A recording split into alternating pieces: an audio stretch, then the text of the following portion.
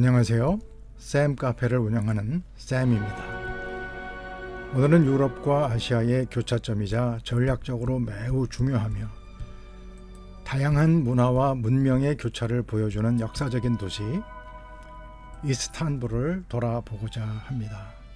역사적으로 비잔티움, 이후 콘스탄티노플로 불려진 이스탄불은 2000년이 넘는 풍부하고 다양한 역사를 지닌 도시입니다. 자, 함께 떠나보시죠.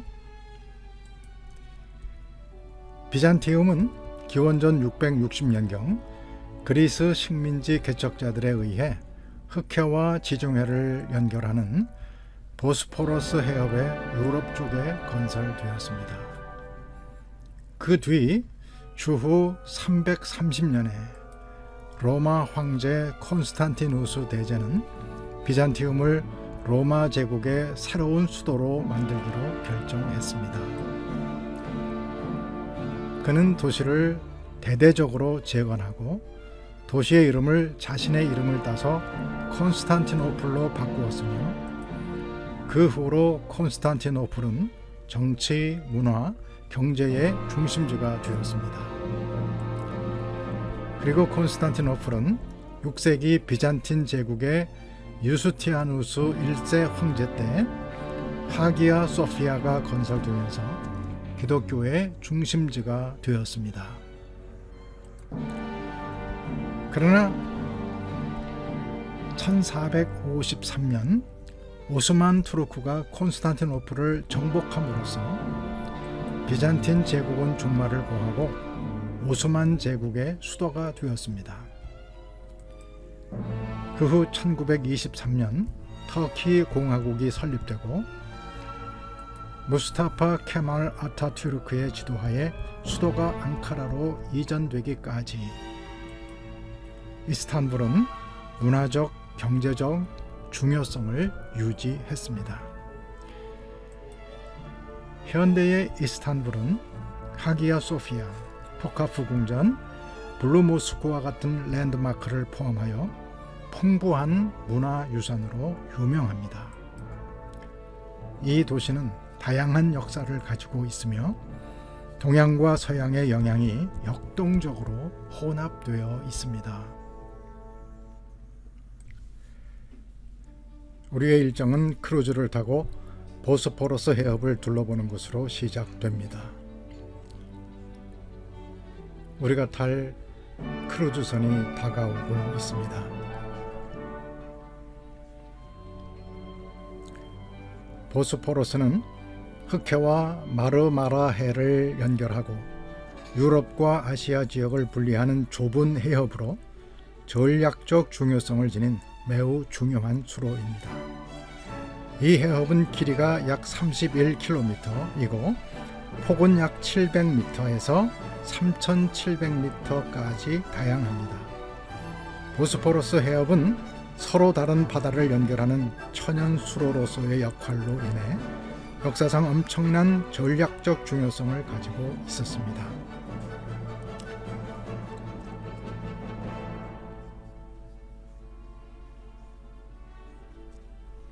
수많은 유적지와 해안가 주택이 해안을 따라 늘어서 있는 이 해협은 이스탄불의 아름답고도 상징적인 지역이기도 합니다. 저기 보이는 곳이 터키의 국보라고 할 수 있는 무스타파 케말 아타투르크가 집무했던 돌마바흐체 궁전입니다. 아타투르크는 터키 공화국의 창립자이자 초대 대통령이었습니다. 그는 터키 역사상 가장 유명한 인물 중 한 명으로 널리 알려져 있으며 종종 터키인의 아버지라고 불립니다. 저 멀리 동양과 서양을 연결하는 보스포러스 대교가 보입니다. 이 해협은 폭이 좁고 조류가 강하며 화물선, 유조선, 어선 등 수많은 선박이 오가는 복잡하고 어려운 수로입니다. 역사적, 문화적, 전략적 중요성이 결합된 보스포러스 해협은 이스탄불의 삶과 이 지역의 더 넓은 지정학적 역학에서 계속해서 중요한 역할을 하고 있습니다.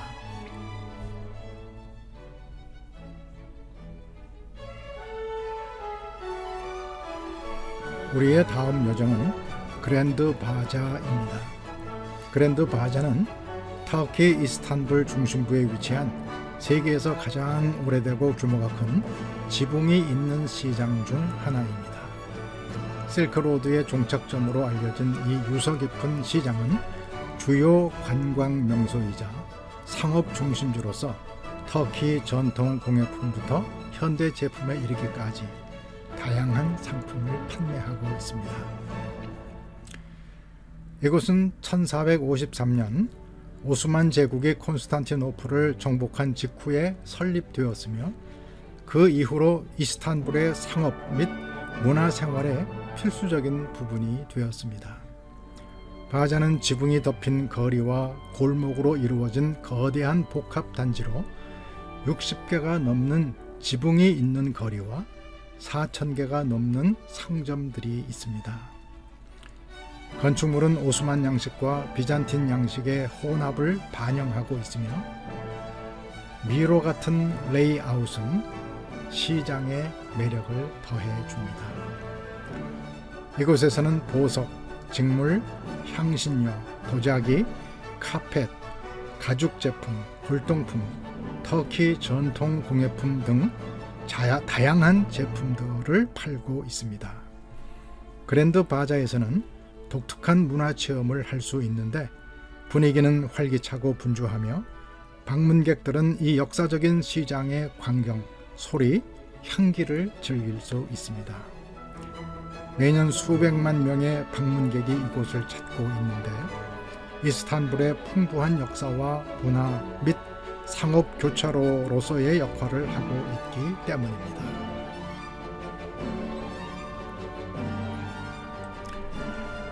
이제 하기야 소피아 혹은 아야 소피아를 보러 갑니다. 하기야 소피아는 이스탄불에 위치한 역사적인 건축물입니다. 이곳은 다양한 시점에 대성당, 모스크, 박물관으로 사용되었던 복잡하고도 아픈 역사를 지니고 있습니다. 하기야 소피아는 537년 비잔틴 제국의 유스티아누스 1세에 의해 대성당으로 건설되었는데 비잔틴 제국의 웅장함과 힘을 상징하는 건물이 되도록 의도되었습니다. 거의 1000년 동안 하기야 소피아는 동방정교회의 대성당으로 사용되었습니다. 이곳은 비잔틴 종교 생활의 중심지였으며 중요한 종교 의식과 제국의 행사가 열렸습니다. 하기야 소피아는 건축 혁신으로 유명합니다. 당시 공학적으로 경이로움으로 여겨졌던 거대한 돔이 특징이며 그 디자인은 이후에 많은 오스만 모스크에 영향을 미쳤습니다. 그러나 안타깝게도 하기야 소피아는 콘스탄티노플을 점령한 제4차 십자군의 약탈 대상이 되어 수많은 모자이크 성화들이 파괴되었습니다.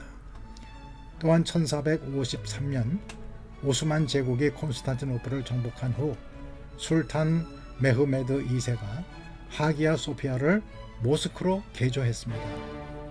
그리하여 기독교 모자이크가 가려졌고 첨탑과 같은 이슬람 요소가 추가되었습니다. 이 건물은 수세기 동안 모스크로 사용되었으며 오스만 제국의 위대함을 상징하는 건물이 되었습니다.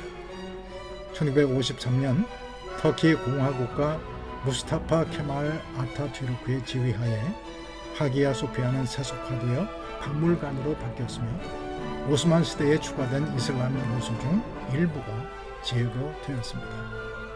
1985년에는 하기야 소피아의 역사적 중요성과 건축학적 아름다움으로 인해 유네스코 세계문화유산으로 지정되었습니다.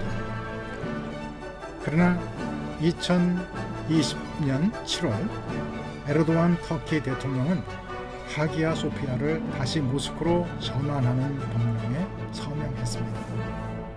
모스크로 재변형한 후 하기야 소피아는 무슬림 예배를 위해 문을 열었지만 여전히 방문객에게도 열려 있습니다. 하지만 보시는 것처럼 모자이크 성화를 천으로 가려서 볼 수 없도록 만들어 놓았습니다. 참으로 안타까운 일입니다. 이것은 바닥의 원래 모자이크의 모습을 보여주고 있습니다.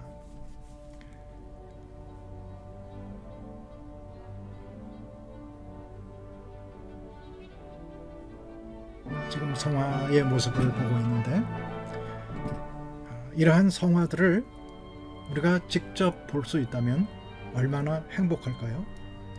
그리고 모자이크 성화들이 파괴되기 전과 모스크로 개조되기 전에 하기야 소피아는 얼마나 아름다웠을까요?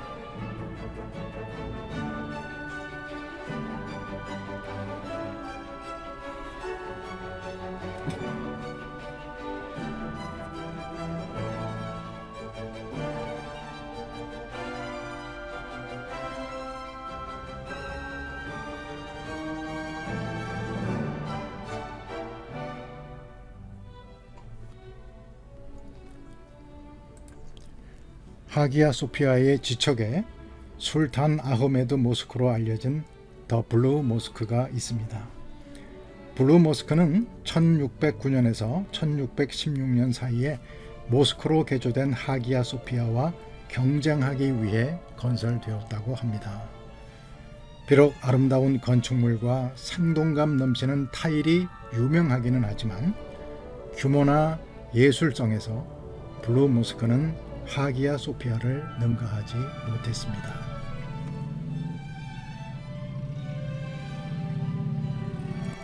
이제 토카프 궁전으로 갈 차례입니다. 이곳은 15세기 중반부터 19세기 중반까지 약 400년 동안 오스만 술탄의 주요 거주지로 사용되었습니다. 오늘날은 박물관이 되어 있으며 이스탄불에서 관광객이 가장 많이 방문하는 명소 중 하나로서 마르마라 해가 내려다 보이는 능선에 위치해 있습니다. 이 문이 첫 번째 문인 황제의 문인데, 안으로 들어가면 왼쪽에 이레네 성당이 보입니다. 이 성당은 동로마 제국 유스티누스 1세 때 건축되었는데, 오스만 제국은 이곳을 전리품과 무기를 저장하는 창고로 썼다고 합니다. 저 앞에 보이는 문이 두 번째 문인 경의의 문입니다. 그 안에 있는 건물들에서 술탄이 진모를 보고 또 사신들을 만나는 외교를 했다고 합니다. 이곳은 임피리얼 키친인데, 궁전의 모든 식사를 만들었던 거대한 부엌이자 식당입니다. 그리고 저곳은 하렘이라고 일컫는데, 술탄의 첩들과 자녀들 그리고 하녀들이 살았던 공간입니다. 이곳은 사신들이 술탄을 아련할 때 깃발을 꽂아 두었던 곳이고, 이 안에서 술탄은 사신들을 만났습니다.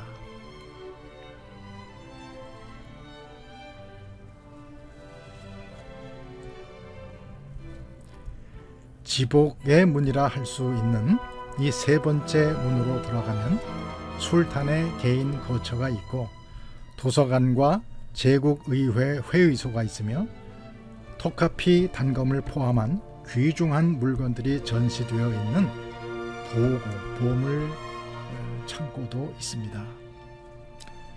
토카프 궁전은 마르마라 해를 면하고 있는 요새입니다. 저기 로마 시대의 성벽의 잔해가 보이고, 그 성벽과 이 궁전 사이에 넓고 깊은 해자가 있었다고 합니다. 천연의 요새라고 할 수 있죠. 이 토카프 궁전은 1985년 문화적 역사적 중요성을 인정받아 유네스코 세계문화유산으로 지정되었습니다.